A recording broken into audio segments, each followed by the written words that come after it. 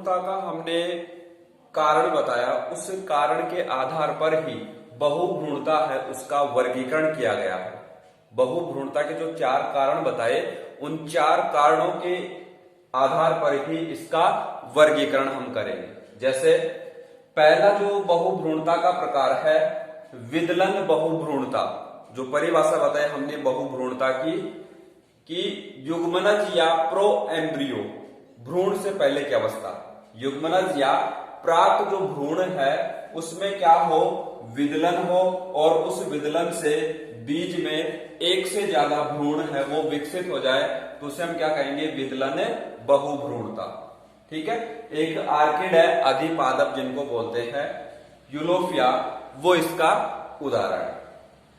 बहुभ्रूणता का दूसरा जो टाइप है अंड कोशिका के अलावा भ्रूण कोश की अन्य कोशिका से सक्रिय होकर के भ्रूण का निर्माण हो जाए। देखो ये चारों हमने कारण में भी बताए हैं बहुभ्रूणता का कारण, और उन्हीं कारणों को पुनः लिखा है, वही क्या कहलाएगा, इसका वर्गीकरण। तो एक कारण हमने क्या बताया था कि अंड कोशिका के अलावा भ्रूण कोश की कोई अन्य कोशिका से भ्रूण का निर्माण हो, तो कैसे, निषेचित या अनिषेचित सहायक कोशिकाएं। भाई अंड कोशिका नहीं है, उसके स्थान पर कौन सी कोशिकाएं, सहायक कोशिकाएं, उनसे क्या हो, भ्रूण का विकास हो, तो ये दूसरा वर्गीकरण हो गया अंड कोशिका के अलावा। अब ये निषेचित भी हो सकती है सहायक कोशिकाएं या अनिषेचित भी हो सकती है, तो इनमें दोनों एग्जाम्पल बताए हमने। निषेचित सहायक कोशिकाएं, उसका एक पादप है एरिस्टोलोकिया, तो निषेचित है तो वो कैसे संरचना बनाएगा, द्विगुणित। अनिषेचित है वो पादप है आर्जीमोन, अनिषेचित है तो वो कैसा संरचना बनाएगा, अगुणित। ठीक है। बहुभ्रूणता का तीसरा टाइप बीजांड में एक से अधिक भ्रूण कोश का विकास हो जाए। ये कारण भी पढ़े हमने बिल्कुल सेम, ऐसे कैसे बीजांड था उसमें एक से अधिक भ्रूण कोश, तो आपको पता है भ्रूण कोश में क्या है, प्रत्येक भ्रूण कोश में एक अंड कोशिका उपस्थित रहती है, तो क्या होगा, एक ही बीजांड में एक से अधिक भ्रूण कोश विकसित हो जाएंगे। पहली अवस्था, एक से ज्यादा भ्रूण कोश विकसित होंगे तो स्पष्ट है कि प्रत्येक भ्रूण कोश है उसमें क्या उपस्थित रहेगी, अंड कोशिका, और उस अंड कोशिका के निषेचन से क्या बनेगा, भ्रूण बनेगा। तो तीसरा टाइप है बीजांड में एक से अधिक भ्रूण कोश का विकास। पहले भ्रूण कोश एक से ज्यादा बनेंगे और प्रत्येक भ्रूण कोश में क्या है, अंड कोशिका, अंड कोशिका का क्या होगा, निषेचन, उससे क्या बनेगा, भ्रूण बनेगा एक से ज्यादा।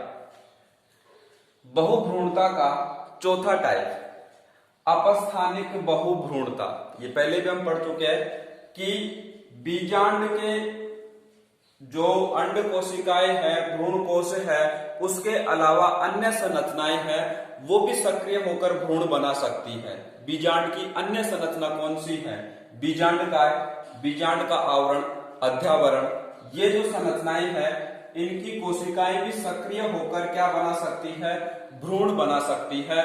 तो ऐसा भ्रूण कहलाएगा अपस्थानिक भ्रूण, और ये कहलाएगी प्रक्रिया अपस्थानिक बहुभ्रूणता। ठीक है। तो बीच में अपना टॉपिक आया बहुभ्रूणता, बहुभ्रूणता के कारण और बहुभ्रूणता का वर्गीकरण। नेक्स्ट टॉपिक है जो बहुभ्रूणता है उसका पादपों में क्या महत्व है, तो इसके 4 महत्व बताए हमने। एक तो देखिए अधिकांश हमने बीजांड काय की बात की है, बीजांड काय है उससे जो भ्रूण बनेगा वो कैसा रहेगा, मात्र पादप के समान ही रहेगा गुणों में, पहली विशेषता कह सकते हैं महत्व। दूसरा महत्व, बीजांड काय से जो भ्रूण बन रहा है और उस भ्रूण से जो पादप विकसित होगा वो ओजपूर्ण होगा। ओजपूर्ण का अर्थ है उसमें जीवन क्षमता क्या रहेगी, ज्यादा रहेगी, इसको बोलते हैं ओज। तीसरा महत्व, बीजांड काय से जो भ्रूण बनेगा वो कैसा रहेगा, रोग रहित रहेगा, मात्र पादप के समान रहेगा, ओजपूर्ण रहेगा रोग रहित रहेगा। और एक स्थिति हमने यहां पर बताई है कि भ्रूण निषेचित सहायक कोशिकाओं से बन रहा है तो कैसा रहेगा, द्विगुणित, और अनिषेचित सहायक कोशिकाओं से बन रहा है तो कैसा रहेगा, अगुणित। तो बहुभ्रूणता के द्वारा अगुणित भ्रूण है उसका भी विकास हो सकता है। तो ये 4 इसकी हमने विशेषताएं बताई। ठीक है, फिर वापस अपन मुख्य जो पॉइंट था अपना चैप्टर का उस पर आते हैं। पादप जनन की विशिष्ट विधियां, 4 विधियों के बारे में हमने बात की है। तो 3 की बात हम कर चुके हैं। चौथा जो प्रकार है, 3 कौन से प्रकार, एक तो असंग जनन, अनिषेक बीजता, तीसरा सूक्ष्म प्रवर्धन, और बीच में एक छोटा टॉपिक बहुभ्रूणता भी हमने पढ़ा। इतना पढ़ने के बाद में एक चौथा टाइप आता है पादप जनन की विशिष्ट विधियां, कौन सा, कायिक प्रवर्धन। ये टॉपिक भी हम पहले चैप्टर में पढ़ चुके हैं। और एक कौन सा टॉपिक पढ़ चुके हैं, अनिषेक बीजता। ठीक है, तो ये आपका चैप्टर